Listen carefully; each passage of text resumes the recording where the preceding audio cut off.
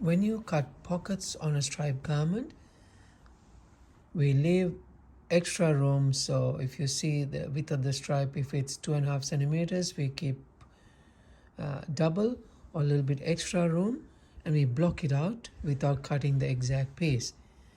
And then what we do is actually we bring it to the actual garment piece, and then match the line exactly where it falls, and then remark it on the blocked fabric, and then we cut it out. So that's the easiest way to match the stripe on the garment. And also we do the same thing for the flap.